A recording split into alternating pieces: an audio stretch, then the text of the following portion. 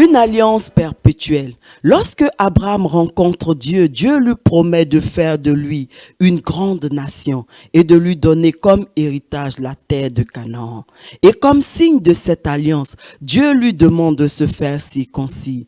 Abraham porta ainsi dans sa chair le signe de cette alliance avec Dieu. Mais regardez, la partie du corps qui portait le signe de cette alliance était l'organe de la reproduction. Car Dieu désirait que les hommes puissent perpétuer son alliance avec leur postérité. En d'autres mots, les hommes devaient reproduire, c'est-à-dire transmettre cette alliance avec Dieu à leurs enfants. Ils devaient donc faire entrer ces derniers dès leur plus jeune âge dans l'alliance avec Dieu. C'est pourquoi, au temps d'Abraham et dans l'ancienne alliance, les enfants de sexe masculin étaient circoncis le 8e jour après leur naissance, comme signe de cette entrée dans l'alliance perpétuelle avec Dieu.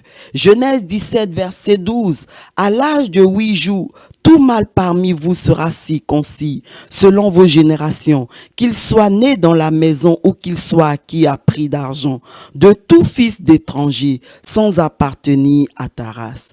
Amen. En effet, si nous revenons au cas d'Abraham, la promesse qu'il a reçue de Dieu n'était pas seulement pour lui, mais elle était aussi pour sa descendance après lui. Genèse 17, versets 7 à 11. J'établirai mon alliance entre moi et toi, et tes descendants après toi, selon leur génération. Ce sera une alliance perpétuelle, en vertu de laquelle je serai ton Dieu et celui de ta postérité après toi. Je te donnerai et à tes descendants après toi le pays que tu habites comme étranger, tout le pays de Canaan, en possession perpétuelle, et je serai leur Dieu. Dieu dit à Abraham, toi tu garderas mon alliance, toi et tes descendants après toi, selon leur génération. C'est ici mon alliance que vous garderez entre moi et vous et ta postérité après toi. Tout mâle parmi vous sera circoncis. Vous vous circoncirez et ce sera un signe d'alliance entre moi et vous. Amen. En d'autres mots, Dieu désirait établir avec Abraham une alliance perpétuelle dans laquelle il serait non seulement le Dieu d'Abraham, mais également le Dieu de la postérité d'Abraham. Et c'est cette pensée qui est également traduite dans la nouvelle alliance, dans le livre de Actes 2, verset 39, car la promesse est pour vous, pour vos enfants et pour tous ceux qui sont au loin, en aussi grand nombre que le Seigneur notre Dieu les appellera. C'est pourquoi la Bible nous exhorte à instruire nos enfants selon la parole de Dieu, afin de perpétuer après nous notre alliance avec Dieu. Proverbe 22, verset 6, instruis l'enfant selon la voie qu'il doit suivre, et quand il sera vieux, il ne s'en détournera pas. Amen. Ainsi, Abraham ne s'est pas contenté seulement de faire circoncire son fils Isaac, mais il s'est aussi appliqué à lui enseigner la parole de Dieu, afin qu'effectivement Isaac puisse entrer dans cette alliance perpétuelle avec Dieu et devenir le porte-flambeau de Dieu après lui. Amen. Et c'est cet enseignement qu'il a reçu qui a permis à Isaac de pouvoir gravir avec son père Abraham la montagne de Morija pour vivre avec ce dernier cette grande épreuve qu'il subissait. Ainsi, Isaac a pu effectivement entrer dans cette alliance perpétuelle avec Dieu, le Dieu de son père Abraham. Genèse 22, 1 à 6. Après ces choses, Dieu mit Abraham à l'épreuve et lui dit, Abraham, et il répondit, me voici. Dieu dit, prends ton fils, ton unique, celui que tu aimes, Isaac, va-t'en au pays de Morija, et là offre-le en holocauste sur l'une des montagnes que je te dirai. Abraham se leva de bon matin, sella son âne et prit avec lui 2 serviteurs et son fils Isaac. Il fendit du bois pour l'holocauste et partit pour aller au lieu que Dieu lui avait dit. Le 3e jour, Abraham, levant les yeux, vit le lieu de loin. Et Abraham dit à ses serviteurs, restez ici avec l'âne. Moi et le jeune homme, nous irons jusque-là pour adorer et nous reviendrons auprès de vous. Abraham prit le bois pour l'holocauste, le chargea sur son fils Isaac et porta dans sa main le feu et le couteau. Et ils marchaient tous deux ensemble. Amen. De même, Jacob a eu la conviction dans son cœur qu'après lui, c'est son fils Joseph qui devait porter la promesse de Dieu. Il a donc mis tout en œuvre pour enseigner à Joseph les principes de Dieu, afin que Joseph puisse accomplir cette tâche. Et c'est cet enseignement qu'il a reçu qui a permis à Joseph, bien qu'étant en Égypte, éloigné de sa famille, de continuer à servir fidèlement Dieu, le Dieu de ses pères, qui a fini par l'établir dans ce pays étranger et a accompli tous les songes de Joseph. Plus tard, tous les descendants de Jacob, le peuple d'Israël, pour se rendre sur la terre promise de Canaan, a dû traverser à pied sec la mer Rouge et marcher dans le désert. Ils ont enduré toutes ces épreuves avec leurs petits-enfants à leur côté, car la promesse de la terre promise n'était pas seulement pour eux, mais elle était aussi pour leurs enfants. Malheureusement, au lieu de recevoir pleinement cette promesse et d'y marcher, ils ont refusé, prétextant que tout ce que Dieu leur demandait de faire mettait en danger leurs enfants. Ainsi, ils sont tous morts dans le désert, sans jamais posséder leur héritage, excepté Josué et Caleb. Mais Dieu a veillé à ce que leurs enfants puissent y entrer, et ce sont eux qui l'ont possédé. Nombre 14, versets 30 à 31.